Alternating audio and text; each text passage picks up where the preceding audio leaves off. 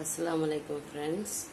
இன்றைக்கி நம்ம பீர்க்கங்காய் பொரியல் எப்படி செய்கிறதுன்னு நம்ம பார்த்துருவோம். பீர்க்கங்காய் எறா போட்டு பொரியல் செய்கிறது எப்படின்னு நம்ம பார்ப்போம். இது ரொம்ப சுவையாக இருக்கும்.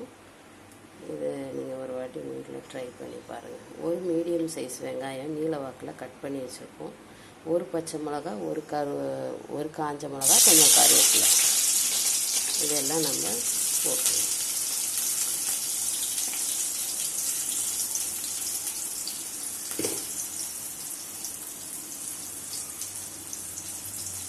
போட்டு இதை வதக்குவோம்.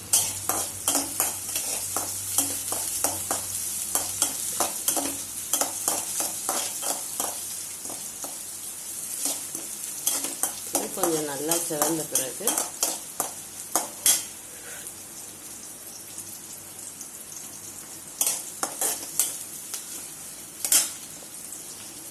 இப்போ இந்த பீர்க்கங்காயில் நம்ம எறா போட்டிருக்கோம்.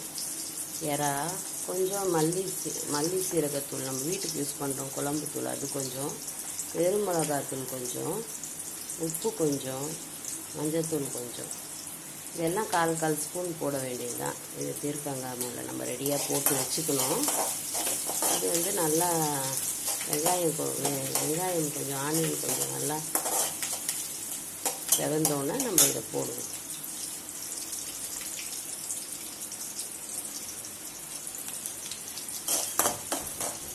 ஜிஞ்சர் கார்லிக் பேஸ்ட்லாம் எதுவுமே தேவையில்லை. நம்ம வீட்டில் இருக்க குழம்புத்தூள் கொஞ்சம் ஒரு 1/4 ஸ்பூன் போட்டாலே போதும். ஜிஞ்சர் கார்லிக் பேஸ்ட் போட்டோன்னா நம்ம பீர்க்கங்காவோட ஃப்ளேவரே மாறிடும். அதனால் நம்ம போட வேண்டாம். பீர்க்கங்காய் ரொம்ப நல்லது உடம்புக்கு. இப்போ ஓரளவுக்கு நம்மளுக்கு செவந்துடுச்சு. இப்போ இதை நான் அப்படியே போட்டுருவோம். இந்த பீர்க்கங்காவை நம்ம அப்படியே போட்டுருவோம். எறா எல்லாம் போட்டு வச்சுருக்கோங்க, அதை நம்ம அப்படியே போட்டு கொஞ்சம் நேரம் நம்ம அப்படியே வைக்கணும்.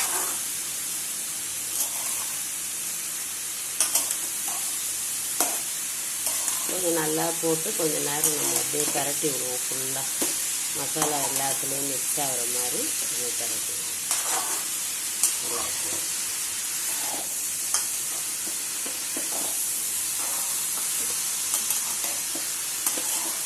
இதில் நிறைய காரம் போடக்கூடாது. நம்ம பச்சை மிளகா, காஞ்ச மிளகாலாம் போட்டிருக்கோங்க, வர மிளகாலாம், அதோட காரமும் நம்மளுக்கு நல்லா இருக்கும். ரொம்ப காரம் போட்டால் இதோட அந்த இனிப்பு டேஸ்ட், அந்த பீர்க்கங்காயில் இருக்க இனிப்பு டேஸ்ட்டு நல்லா இதாக டாமினேட் பண்ணும் வாசனை.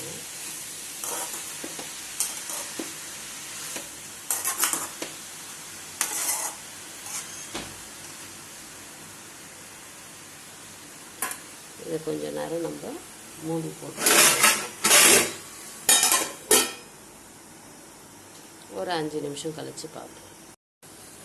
இப்போ 5 நிமிஷம் கழித்து நம்ம மூடியை ஓப்பன் பண்ணி பார்க்கலாம் இப்போ எப்படி இருக்குங்க. பாருங்கள், நம்ம பீர்க்கங்காயில் நல்லா தண்ணி விட்டுருக்கு.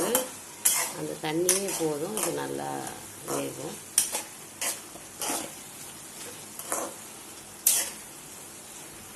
இந்த டைமில் நம்ம கொஞ்சம் கொத்தமல்லியை போட்டுக்கலாம்.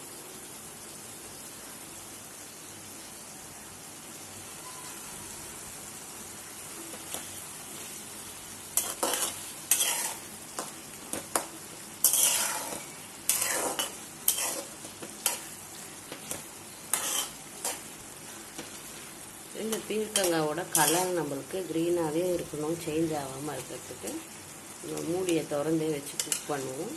உப்பு செக் பண்ணிக்கலாம்.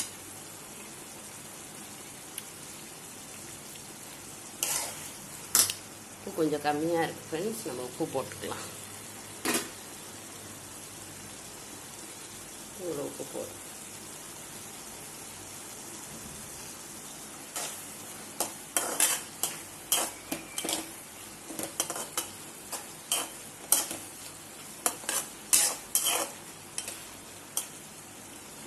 இது இப்படியே வேகட்டும் கொஞ்சம் நேரம்.